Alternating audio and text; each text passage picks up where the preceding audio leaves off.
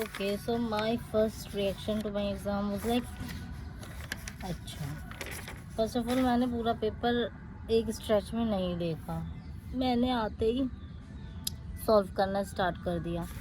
जब मैंने सॉल्व करना स्टार्ट किया तो मैं करती रही धीरे धीरे हिस्ट्री आई जा रही है, मैं देख रही हूँ हिस्ट्री आई जा रही है। फिर मैंने देखा अच्छा थोड़े करंट अफेयर जैसे कि अमोल फाल्कन आ गया, मुझे आता था बट मैं रिवाइज करके नहीं गई थी वो वाला। मैं देख रही हूँ ठीक है अच्छा। मैंने देखा थोड़ा आगे चल के मैंने 30 तक कर लिए थे। फिर मैंने सोचा थोड़ा आगे चल के मैं देखती हूँ कि क्या क्वेश्चन कैसे हैं, पूरा पेपर देखती हूँ। फिर मैंने देखा अच्छा ये है ठीक है ऐसे। मैंने जब ये पेज खोला आफ्टर 50, हाँ इतना लेंदी क्वेश्चन, आर्टिकल के क्वेश्चन की क्या घुमा फिरा के दिया है। पॉलिटी कहाँ है, लक्ष्मीकांत ढूंढ रही हूँ, कहाँ है भाई लक्ष्मीकांत। फैनी रिवर मैंने पढ़ा था, अच्छा पढ़ा तो था मैंने फैनी रिवर, क्लिक नहीं कर रहा, चल कोई बात नहीं आगे देखती हूँ। देखा वही मैं कह रही हूँ इतना टाइम तो उनको पढ़ने में ही लग जाएगा, इतने लेंदी है ये। एक क्वेश्चन था मैंने देखा, मैंने कहा मिलिट्री आर्मी से रिलेटेड क्वेश्चंस थे काफ़ी ज़्यादा इसमें।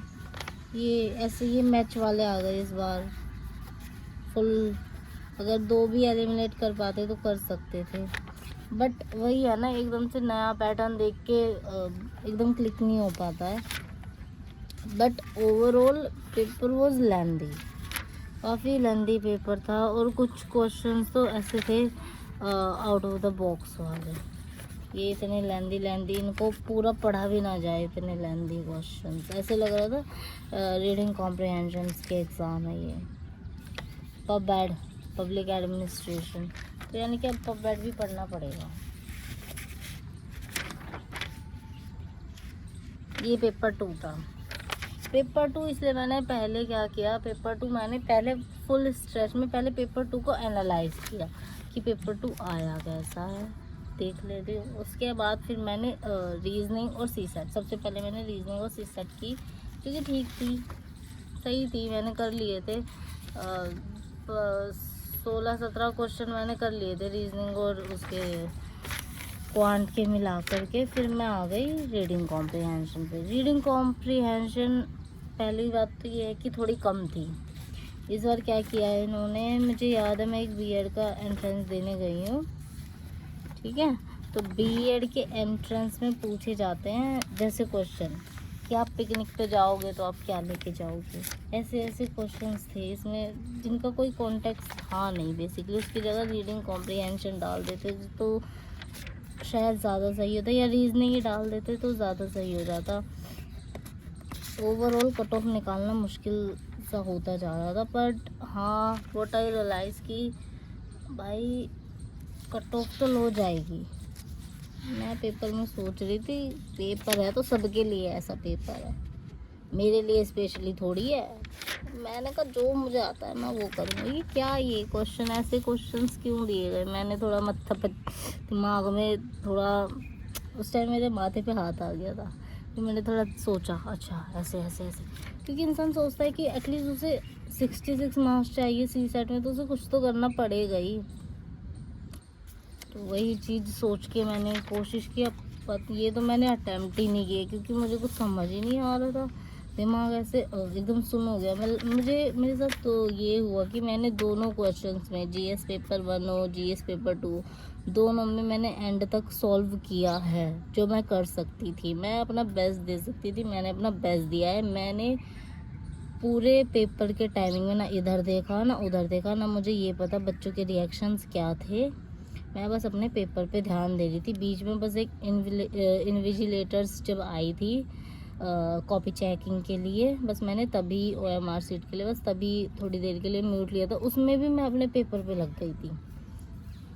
तो मैं तो बस यही कहना चाहूँगी, अब जैसा था पेपर था, अब क्या कर सकते हैं। ओवरऑल लेंदी पेपर था और मैंने एग्जामिनेशन के बाहर आते ही मम्मी को बोला कि मम्मी लेंदी पेपर था, थोड़ा कॉन्सेप्ट भी चेंज किया है इस बार इन्होंने और कट ऑफ तो लो जाएगी। ये मेरी रिएक्शन एग्जामिनेशन हॉल में थी और मैंने आते ही बोल दिया मम्मी को। मम्मी ने पूछा पेपर कैसा गया, मैंने कहा यार paper mummy cut of low जाने वाली है और देखेंगे क्या होगा, अब कुछ नहीं कह सकते। मतलब मुझे ऐसे लगा ये काफ़ी ये मैस सा कैसे हो गया मुझे मैस लगा कि ये मैस हो गया मेरे साथ मेरे साथ नहीं, सबके साथ ही ये मैस सा हो गया। मतलब कुछ कह नहीं सकते, मॉक की तरह था। पर ठीक है, अब जैसा था। कभी ना कभी तो यूपीएससी को भी 2-3 सालों में करना पड़ता है। आई मीन ये थोड़ा ज़्यादा हो गया। 2023 का पेपर टफ था, बट वो क्या था, सिलेबस में से था ज़्यादातर क्वेश्चन का, तो मतलब आप क्लियर कर सकते थे, इतना ऐसे था। बट हाँ, सीसेट उसका भी टफ था। ये वाला जो है इसमें क्या है टफनेस, तो मैं क्या ही बोलूँ। मतलब मैं कहूँगी बहुत लेंदी पेपर था, बहुत लेंदी पेपर था।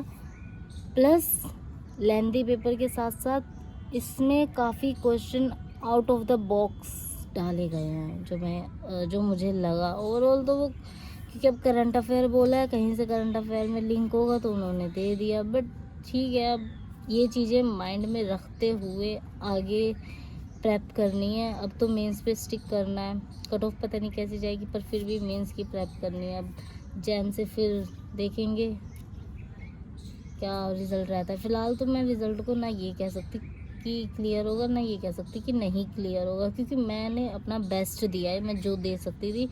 इस बार ये हुआ कि मैं ये भी कैलकुलेट नहीं कर पाई कि मैंने कितने क्वेश्चंस अटैम्प्ट किए हैं, किसी में भी नहीं किए, क्योंकि मैं लास्ट एंड तक करे जा रही थी। I know one question on rare earth minerals I would get stuck, it's 13 और 30, तो मैं वो अटैम्प्ट ही कर रही थी और मैंने फिर भी फाइनल कंक्लूजन पे मैं आ गई।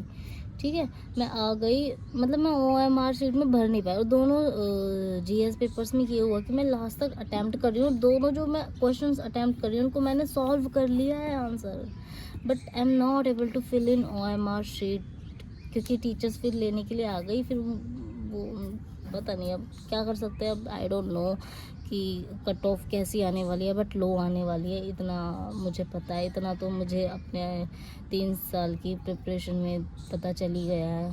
थर्ड अटैम्प्ट इस तरीके से कंक्लूड होगा ये नहीं पता था, पर ठीक है।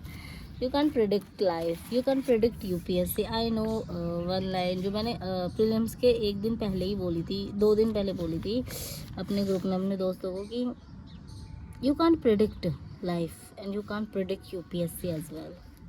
तो यूपीएससी कभी भी गुगली दे सकता है, एंड यूपीएससी ने गुगली दे दी इस बार। तो देखते हैं अब कैसा होगा।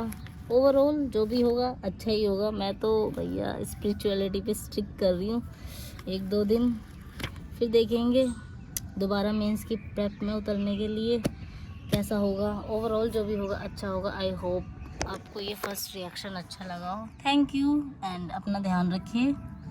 और पेपर हमेशा हमेशा ऑलवेज रिमेंबर डिटैच होके पेपर देना है, अटैचमेंट नहीं रखनी। पेपर को हमेशा पेपर से डिटैच होके अटैम्प्ट करना है, जैसे मैंने इस बार किया डिटैच होके। अगर मैं पहले वाली शिवानी के तरीके से पेपर देती तो आई नो कि मैं रोती रहती। तो डिटैच होके पेपर देना है, इमोशंस नहीं जोड़ने हैं, और करते रहो। ज़िंदगी है, हार जीत तो ज़िंदगी का खेल है, कभी ना कभी तो कामयाब हो गई। अपने ऊपर भरोसा रखो। Okay, bye bye.